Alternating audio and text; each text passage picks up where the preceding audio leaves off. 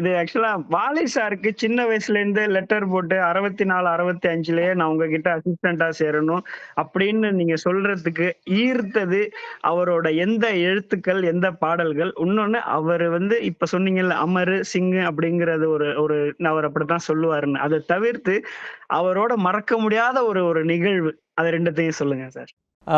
வாலி சாருக்கு படகோட்டி படத்துலேருந்து முழு படங்கள் வரும் அவருடைய பாடல்கள். பாட்டெல்லாம் ரொம்ப நல்லாயிருக்கும். பாட்டுக்கு பாட்டு எடுத்து நான் பாடுவதை கேட்டாயோ, இப்படி பாட்டெல்லாம் பாட்டோம்னா அப்படியே அட்ராக்ஷன் பிடிச்சிக்கும். ஏன்னா மியூசிக் தெரிஞ்சவங்களுக்கு இன்னும் பற்றிக்கும். மற்றவங்களுக்கு ரசிகர்களாக இருக்க இப்போ தலைவரோட ரசிகராக இருக்கிறவங்களுக்கு அது அது பிடிக்கிறது வேறு மாதிரி. மியூசிக் தெரிஞ்சவங்களுக்கு எவ்வளோ அழகாக போட்டிருக்காங்க, எவ்வளோ அழகாக இருக்குது வார்த்தைகள்லாம் அப்படின்னு சொன்ன பண்ண மயக்கத்தில். ஏன்னா அப்போ என்னுடைய அறிவில் ஏன்னா படம் பார்க்கும்போது பாடல்கள் கவிஞர் கண்ணதாசன், உதவி பஞ்சவர்ணாசலம்னு வரும். வாலி இப்போ பாடல்கள் போட்டு கவிஞர் பாடல்கள் வாலின்னு வரும்.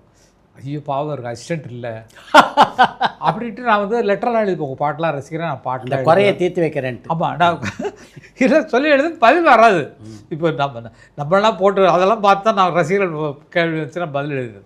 சரின்ட்டு சென்னைக்கு நாங்கள் அடைக்கலம் ஆகிட்டோம். அப்போ நான் ஏதாவது எனக்கு வேலை தேடுறேன் இல்லையா, அப்போ நான் போய் வாலி சார் ரங்கராஜபுரத்தில் இருந்தார், இந்த ஒரு கோகநாதன் ஆஃபீஸில் இருக்கேன் அந்த காம்பவுண்டில். அப்போ நான் அங்கே வீட்டுக்கு போய்ட்டு என்னோடய பாட்டெல்லாம் எடுத்துகிட்டு அவர் வீட்டில் போய் நிற்கிறேன். அவர் வந்தார், அதெல்லாம் பார்த்தாரு. என்ன நீ யாரையா?